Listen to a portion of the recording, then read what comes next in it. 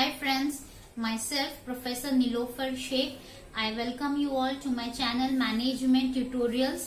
So friends, आज हम बात करने वाले हैं एक्सेप्टेंस और रिजेक्शंस के बारे में।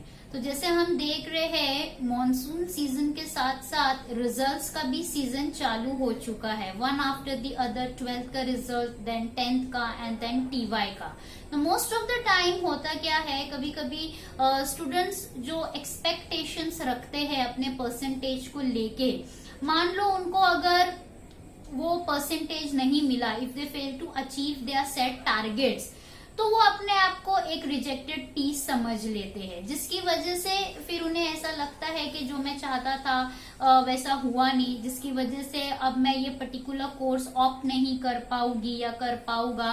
टीवाई के स्टूडेंट्स सोचते हैं कम परसेंटेज आने की वजह से जॉब के लिए अप्लाई करूंगा तो मैं इंटरव्यू में मुझे हायर नहीं करेंगे, आई विल बी रिजेक्टेड।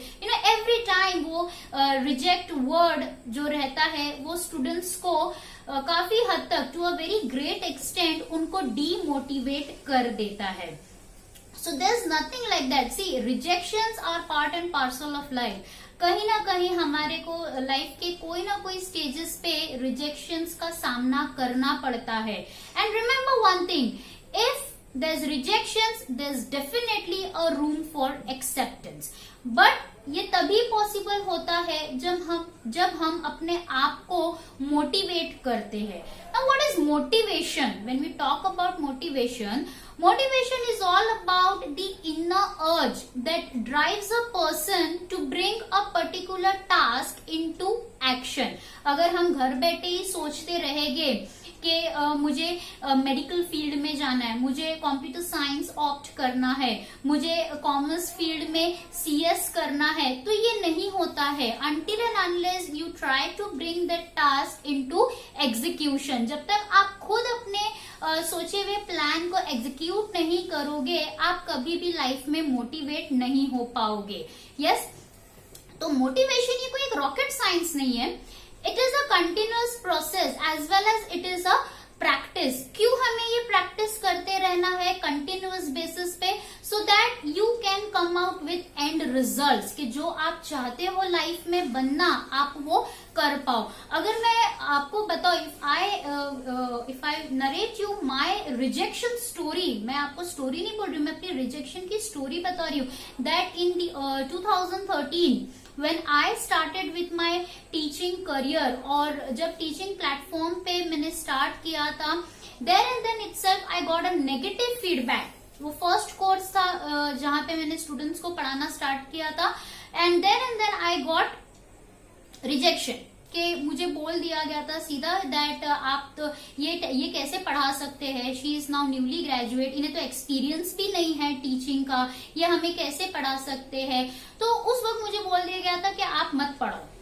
अब जब बोल दिया गया कि मत पढ़ाओ, that means I am rejected. मुझे लिटरली ऐसा लगा कि मैं रिजेक्ट हो चुकी हूँ। So for a time being I stop teaching, but I didn't quit teaching. That was the difference. जो मैंने उस रिजेक्शन के बाद भी मैंने अपनी कंसिस्टेंसी मेंटेन रखी थी। I was persistent in my ambition and my goals, and you really won't believe, मैं जिस करिकुलम के लिए रिजेक्ट हुई थी, कंटिन्यूअस उस पे प्रैक्टिस करने के बाद आई nearly taught that course for consecutive 5 years. 5 साल लगातार मुझे वही करिकुलम पढ़ाने की अपॉर्चुनिटी मिली जिसमें मैं रिजेक्ट हुई थी। So why did this happen? It's only because I didn't give up. मैं उस वक्त अगर सोच लेती कि नहीं, मुझे तो बोल दिया गया मत पढ़ाओ, तो छोड़ दो, ये किताब को ही छोड़ दो पढ़ाना, अगर ऐसा होता तो आज शायद स्टोरी कुछ और होती। But today whatever it is, I can proudly say कि मैंने वो चीज को कंटिन्यूअस रखा, अपने मोटिवेशन को जारी रखा, and I am happy that what I am today since 2013 till present. तो ये होता है कि हमें गिव अप नहीं करना है। अब कई बार क्या होता है, जब रिजल्ट्स कुछ वैसे आ जाते हैं जो हम एक्सपेक्ट नहीं करते, तो स्टूडेंट्स के साथ साथ पेरेंट्स भी डीमोटिवेट हो जाते हैं। ये सोच के parents start developing a perception in their mind. वो फटाक से यही सोच लेते ये तो है ही ऐसा, इससे और उम्मीद भी क्या कर सकते। ये गलत होता है। इसे मैनेजमेंट टर्म्स में हम हैलो एंड हॉर्न इफेक्ट कहते हैं कि अगर स्टूडेंट ने एक बार कम परसेंटेज लाया तो इसका मतलब ये हमेशा कम परसेंटेज ही लाएगा। No, that's very wrong way of thinking about your child. There are many chances and opportunities that life will give you, but it's up to you कि आप उसे कैसे ग्रैब करते हो और उसको कैसे सही टाइम पे उस अपॉर्चुनिटी को एक्सप्लॉइट करते हो। अब आप देखो, ऑनलाइन लर्निंग सब जगह पर हो रही है। Now parents are getting even more time to spend with their kids. मैं पेरेंट्स के लिए ये एक टिप दूंगी कि आप जितना हो सकता है, क्योंकि अब पहले जैसा टाइम नहीं है, करंट सिचुएशन को ध्यान में रखते हुए आपके बच्चे अब घर पे ही पढ़ाई कर रहे हैं, ऑनलाइन स्टडीज चालू है सब जगह, and because you are getting more time to spend with your kids at home, utilise it to the fullest. और इसके लिए जरूरी है कि पेरेंट्स अपने अंदर लीडरशिप स्किल्स इनकलकेट करें। What are leadership skills? You know, there is a difference between a leader and a boss. Boss सिर्फ वो होता है जो सिर्फ एक ऑर्डर देते जाएगा, हुकुम करते जाएगा। Don't keep that bossism nature in you with your kids, otherwise they will never obey you. Leader बनो, जैसा खुद आप करोगे वैसा आपको वो फॉलो करेंगे। तो you know, you have to guide them properly. और जैसे मैंने कहा, आपको वो हेलो एंड हॉर्न इफेक्ट नहीं रखना है कि इसने एक बार कम मार्क्स लाया तो ये लाइफ टाइम हमेशा कम मार्क्स ही लाएगा, ये हमेशा डल ही रहेगा। You should never keep that sort of perception in your mind.